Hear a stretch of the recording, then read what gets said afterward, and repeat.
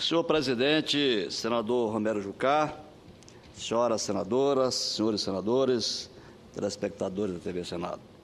Senhor presidente, agradeço a Vossa Excelência pela palavra que proferiu há pouco com relação à questão da plantio da cana-de-açúcar na região norte do bioma amazônico. Na verdade, é uma decisão um pouco discriminatória. Eu não concordo, Vossa Excelência também se pronunciou muito bem. Não há nenhuma base técnica para esta restrição. Eu próprio perguntei ao presidente da Embrapa ontem, na Comissão de Agricultura, e ele disseram que não tem realmente nenhuma base técnica para esta restrição. E eu até quero aproveitar para sugerir, devo fazer um requerimento na Comissão de Agricultura, da qual eu tenho a honra de ser membro, para, até utilizando da sugestão de Vossa Excelência, para um debate, convocar para uma audiência pública os órgãos envolvidos para debater essa questão e, quem sabe, encontrarmos uma forma de voltarem esses estados da região norte a produzirem cana-de-açúcar, como é o caso do Rondônia, do Acre, do estado do Amazonas, do estado de Roraima, estado do Pará, estado do Amapá. E tem um decreto, tem um projeto de lei aqui do senador Flecha Ribeiro, tratando desse assunto também, que a Comissão de Agricultura aprovou. De sorte que nós queríamos discutir isso, debatermos e voltarmos a produzir e termos oportunidade de crescermos, desenvolvermos. Nós também temos o direito a isto, não é? Nós estamos aqui discutindo no Brasil agora o chamado Pacto Federativo. Uma discussão longa. E veja, Vossa Excelência, como isso é um assunto importante. Por quê? Porque isso também tem a ver com o Pacto Federativo. Veja, Vossa Excelência, que um decreto, um ato administrativo, interfere lá em Rondônia, no Amapá, em Roraima, naquilo que devemos nós produzir. Então, é uma questão a ser discutida também no Pacto Federativo, assim como as isenções tributárias, que é outro assunto também que repercute nas receitas dos estados, e tanto temas que certamente são importantes ao debate nesta questão. Como há pouco, a criação de municípios, nós estamos aqui discutindo esse assunto ao estado de Vossa Excelência, o Roraima também deve ter necessidade de criar municípios. Nós estamos aqui a depender de uma lei federal estabelecendo regras. Os estados antes tinham eles autonomias para estabelecerem regras para criar os seus municípios. Hoje nós queremos aqui deixar isso com a União. Eu acho que tem que voltar para os estados. Ele, estado, é que sabe o que deva fazer para legislar em matéria de criação dos seus próprios municípios, né? Então, senhor presidente, eu queria também dizer que recebi ontem aqui o ex-deputado Ezequiel Neiva, do município de Cerejeiras, onde reclamava esta restrição ao plantio de cana-de-açúcar, e também recebi ligação do prefeito de Cerejeiras, do prefeito Kleber, que também reclamou, porque lá há investimentos já prontos de 18 milhões de reais de empresas que querem investir, mas não tem apoio, não tem como fazer mais, com as restrições ficam impedidas de atuarem. Mas eu queria, senhor presidente, apenas ler uma correspondência que recebi do jurista Renaud Ariel Dotti, professor titular de Direito Penal, detentor da Medalha de Mérito Legislativo, Câmara dos Deputados, corredator dos anteprojetos que se converteram nas leis 7.209 de 84, parte geral do Código Penal, da Lei 7.210 de 84, Lei de Execução Penal, membro da Sociedade Mexicana de Criminologia, vice-presidente e membro do Comitê Científico da Associação Internacional de Direito Penal, Paris, advogado militante e membro da Ordem dos Advogados do Brasil, encaminhou a mim esta correspondência que agora passo a ler. Excelentíssimo senhor senador Tomás Corrêa, inicialmente agradeço a cortesia de atendimento com a qual fui distinguido quando o colega doutor Guilherme Otávio Badóquio e eu estivemos em seu gabinete como membro da comissão instituída pelo Conselho Federal da OAB para acompanhar o projeto de lei do Senado que institui o novo Código Penal. Como acentuei na ocasião, a nossa intervenção junto à Câmara Alta do Parlamento brasileiro está indissoluvelmente vinculada ao interesse público representado por um desígnio de lege que afeta direitos e interesses fundamentais de milhões de cidadãos brasileiros, independentemente de suas condições pessoais, simplesmente como membros da sociedade para a qual são destinadas as normas que definem crimes e estabelecem penas.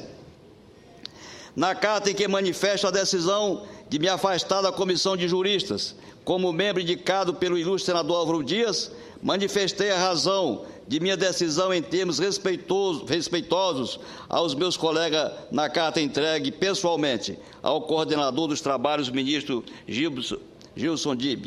A atuação dos membros da comissão da OAB junto ao Senado da República, neste momento, é justificada não apenas pela condição de cidadãos, mas também de advogados, que devem cumprir disposições de seu estatuto e de código de ética. O primeiro diploma declara que no seu ministério privado o advogado presta serviço público e exerce função social. O segundo proclama que o advogado, indispensável à administração da justiça, é defensor do Estado democrático de direito, da cidadania, da moralidade pública, da justiça e da paz social, subordinando a atividade de seu ministério privado à elevada função pública que exerce, sendo seu dever contribuir para o aprimoramento das instituições do direito e das leis. Em face de deliberação da comissão da OAB, o presidente da entidade, doutor Ofi Cavalcante Júnior, enviou correspondência ao senador José Sarney, comunicando as razões pelas quais, no atual momento do processo legislativo, deixa de apresentar emendas e sugestões, mas no intuito de colaborar como é do seu dever e legítima atribuição, solicitada o sobrestamento do projeto para um profundo debate nacional.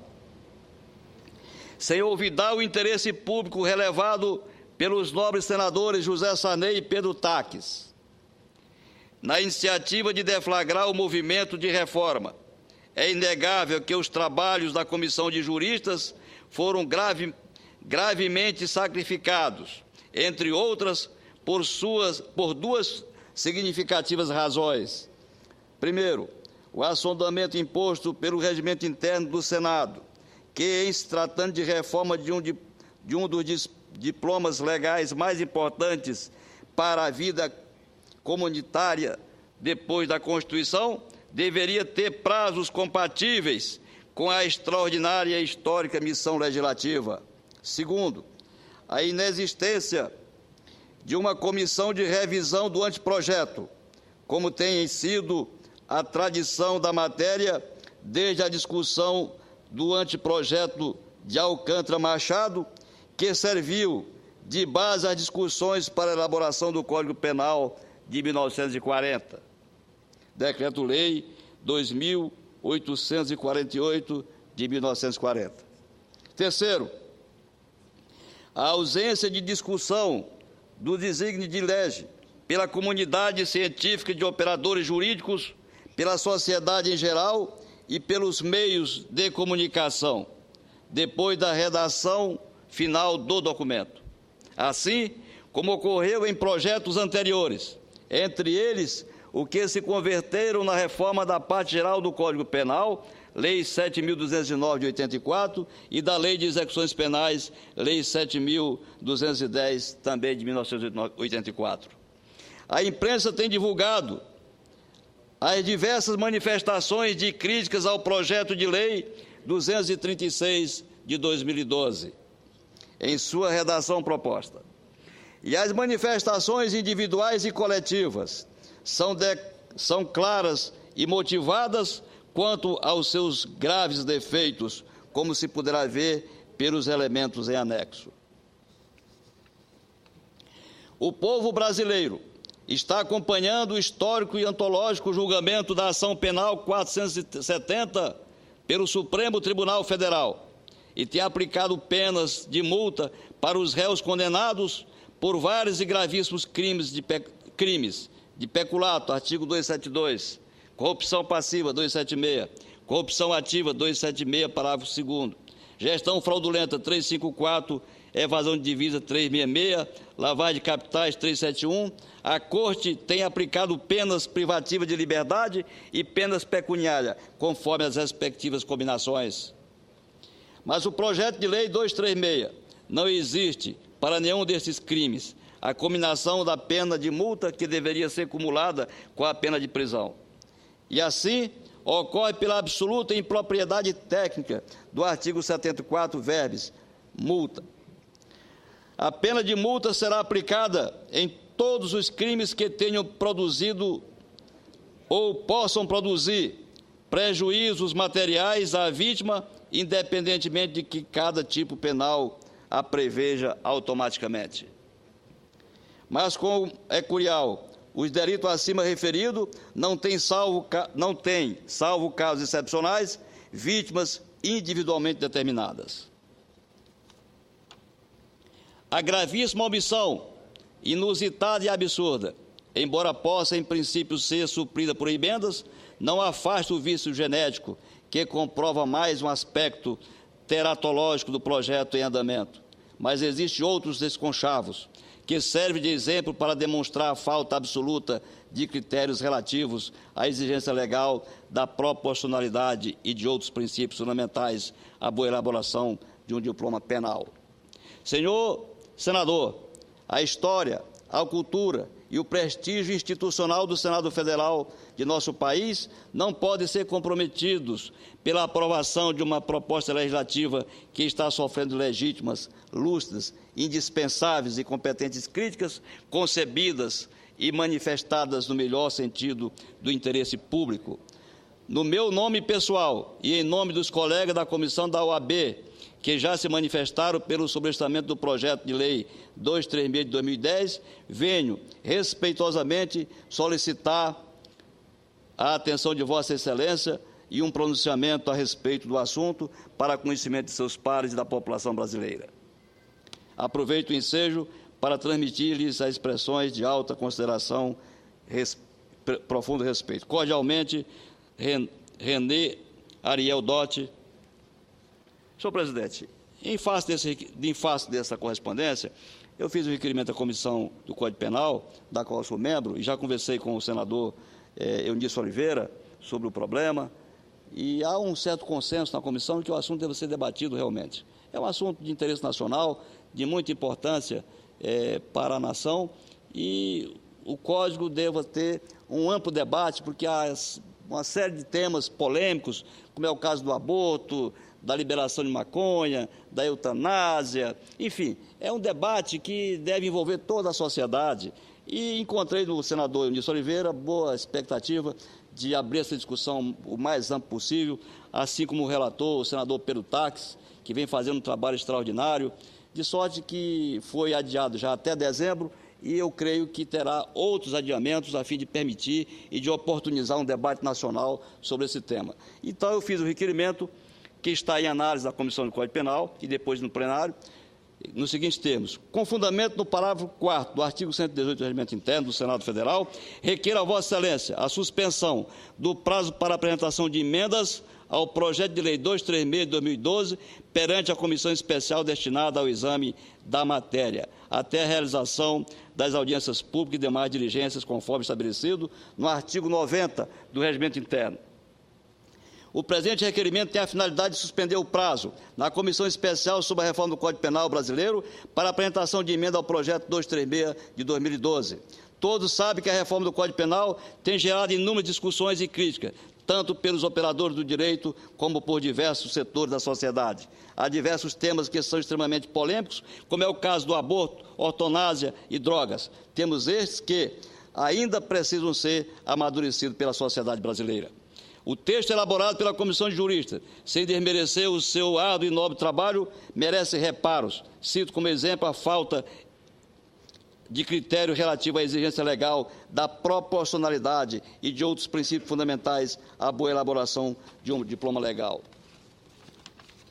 O direito penal está intimamente ligado aos direitos fundamentais e aos interesses da sociedade, não podendo ser modificado sem que essa se pronuncie a seu respeito. A matéria merece um debate maior e mais profundo pela comunidade científica de operadores do direito, pela igreja, pelas organizações que cuidam dos direitos fundamentais e pela sociedade em geral. Nesse sentido, a Ordem dos Advogados do Brasil, OAB, enviou ofício ao presidente desta Casa solicitando o sobrestamento do projeto para um debate de amplitude nacional acerca da matéria, principalmente dos pontos controversos. Existe na comissão especial destinar a apreciar a matéria diversos requerimentos, solicitando a realização de audiências públicas para debater e instruir o projeto. Assim, seria lógico suspender o prazo das emendas até a realização de todas essas audiências públicas. Ressalto, conforme o ilustre professor René Dotti escreveu em carta endereçada a mim, que a história e o papel do Senado Federal não podem ser comprometidos pela aprovação de uma proposição que está sofrendo legítimas, lustras, indispensáveis e competentes críticas, concebidas e manifestadas no melhor sentido do interesse público. Assim, face a diversas manifestações, a críticas existentes em relação ao projeto de lei do Senado 236 de 2002, solicito o apoio dos meus ilustres pares para a aprovação do presente requerimento. Senhor presidente, apenas já encerrando, devo dizer que ressalto a importância da Comissão de Juristas, ressalto a intenção do presidente José Sarney, que, aliás, é a primeira vez que se está, praticamente, tendo um código de iniciativa do Parlamento, porque, geralmente, os códigos vêm pelo Executivo, impor na Casa. Neste, não. É de iniciativa do próprio Parlamento, e aqui eu quero saudar e louvar a iniciativa do presidente da Casa, do presidente José Sarney. Mas eu gostaria também de, no instante que faço essa saudação, encarecer a todos os pares no sentido de que abra um debate nacional para que possamos oportunizar uma grande discussão sobre esses temas, sobretudo esses que apontei como polêmicos. De sorte que eu deixo aqui essa sugestão e espero que a Casa acate este requerimento. Obrigado a Vossa Excelência, senhor presidente.